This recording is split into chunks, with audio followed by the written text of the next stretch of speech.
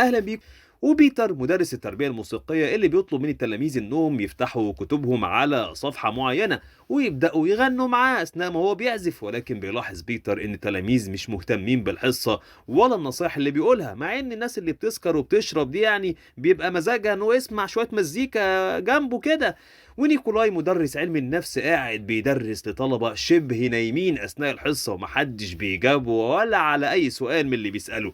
واخيرا مارتن مدرس التاريخ اللي بيكون متلخبط جدا اثناء حصته ومش عارف حتى هم وصلوا لحد فين في المنهج اللي التلاميذ بتاخده، وهم نفسهم بيصلحوا له المعلومات لحد ما واحد من الطلبه بيسيب الحصه وبيمشي. شكله بيشرب معاهم مارتن ده ولا ايه؟ وبالليل بنشوف مارتن بيروح البيت وقاعد بياكل مع اسرته المكونه من الابن الكبير يوناس والابن الصغير كاسبر وزوجة مارتن أنيكا اللي بيجي ميعاد شغلها لأنها بتكون شغالة بالليل، ولكن أثناء ما هي بتلبس بيسألها مارتن وبيقول لها هل هو بقى شخصية مملة؟ فبتقول له أنيكا، وبالمناسبة هي اسمها كده يعني، إنها مش فاهمة قصده، فبيقول لها يعني إذا كان اتغير عن الأول لما كان شاب صغير.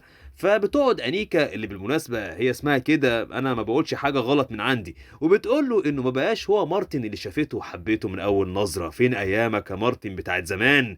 وتاني يوم في المدرسة بيكون مارتن داخل الفصل، ولكن قبل ما بيدخل بتوقفه المديرة وبتقول له إن بعض أولياء الأمور يا عم مارتن منتظرينك في الفصل وعايزين يتكلموا معاك شوية. فبيقول لها مارتن مفيش أي مشكلة، ولكن عايزين يتكلموا في إيه يعني؟ فبتقول له المديرة إن هو هيعرف لما يدخل. وفعلا بيدخل مارتن الفصل وبيلاقي كتير من أولياء الأمور قاعدين مستنيينه في الفصل مع أولادهم.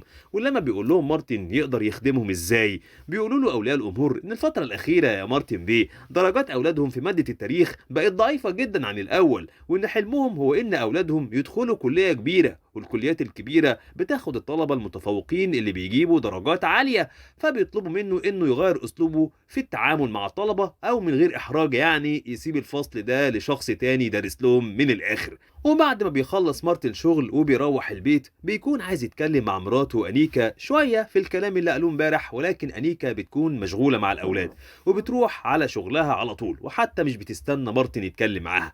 وبيكون مارتن بيلبس ورايح عيد ميلاد صاحبه نيكولاي الأربعين، وبيقول لأولاده يخلوا بالهم من نفسهم، ولكن حتى يوناس وكاسبر مش بيكونوا ملتفتين للي بيقولوا أبوهم، فبيسيبهم وبيمشي. حتى العيال في البيت برضه منفضينه زي الطلبة في المدرسة.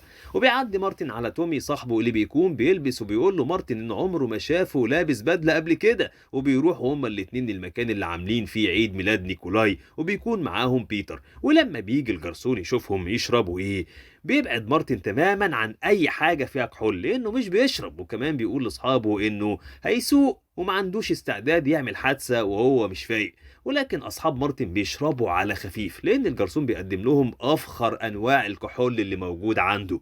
وبيبدأ كل واحد فيهم بقى يتكلم عن مشاكله، وأولهم نيكولاي صاحب الحفلة اللي بيقول لهم إن أولاده الثلاثة علشان صغيرين فبقاله أكتر من سنة مش بيقدر ينام بالليل بسبب طلباتهم وقلة نومهم، والموضوع ده مأثر بشكل كبير جدا على علاقته بمراته ومخلي حياته تعيسة. وهنا بيبدأ نيكولاي يتكلم عن فيلسوف وطبيب نفسي اسمه فين.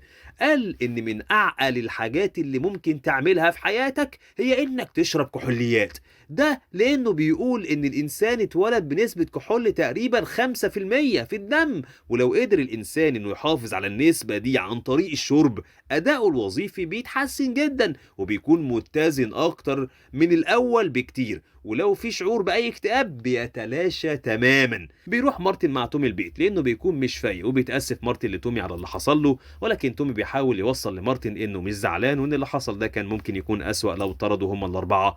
وعلى الرغم من مشكلة تومي إلا إنه مش بينسى صاحبه، بينصح مارتن إنه يرجع لأنيكا مرة تانية لأنهم طول عمرهم بيحبوا بعض، وفكرة إنهم يبعدوا عن بعض دي عمرها ما كانت في الحسبان خالص. وهنا بيقرر مارتن فعلا إنه يتقابل هو وأنيكا اللي بتكون جاية علشان يتكلموا في عيد ميلاد ابنهم كاسبر، ولكن مارتن بيتكلم معاه وبيقول لها إن الوضع كده مش صح يا أنيكا وإنهم لازم يرجعوا لبعض. وبيقول مارتن لأنيكا إنه لسه بيحبها، ولكن أنيكا بتكون لسه متضايقة من مارتن وبتقول له إنها لازم تمشي وبتسيبه قاعد لوحده. وبتيجي أيام الامتحانات وبيكون بيتر واقف مع يان وبيحاول إنه يهديه وبيقول له إنه مفيش حاجة هتحصل، ومارتن مع تلاميذه في الفصل بيشكرهم على الوقت السعيد اللي قضوه سوا، وبيقول لهم إنهم كده خلصوا كل حاجة في المنهج وهم على أتم الاستعداد للامتحان. وبيبدأ يان امتحانه قدام بيتر اللي بيكون مسؤول عن الأسئلة، ولكنه برضه بيلاحظ توتر يان، فبيطلب منه يشرب مية ويهدى. وبيخلص بيتر امتحانه مع يان، وفي نفس الوقت بنشوف تومي بعد ما بقى عاطل إدمانه على الكحول اللي بيزيد مش بيقل زي باقي أصحابه، وبيروح ياخد مركب وبيفضل ماشي بيها في البحر وهو مش عارف رايح فين.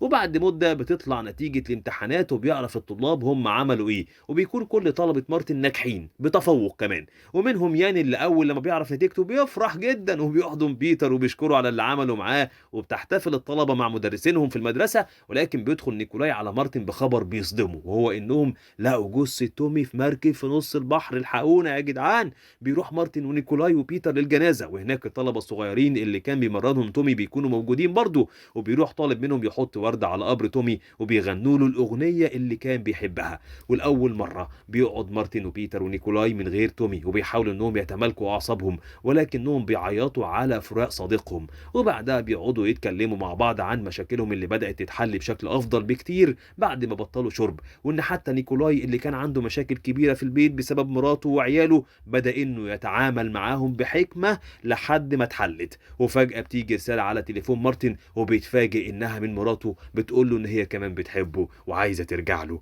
فبيفرح مارتن جدا، وهنا بيقعدوا الطلبة الخريجين وبيحتفلوا قدام المطعم اللي قاعدين فيه، وبيطلعوا هما التلاتة يرقصوا ويحتفلوا معاهم بنجاحهم. وبكده بينتهي فيلم النهاردة. يا ريت بقى لو انت من الأبطال ومكمل معايا لحد الآخر ما تنساش اللايك اللذيذ، وكمان الكومنت اللي بيشجعني، وكمان الشير اللي هيدعمني، وكمان الاشتراك بقى علشان يوصل لكل جديد، وفعل الجرس علشان تبقى من الأبطال دايما. شكرا، واشوفكم الملخص اللي جاي.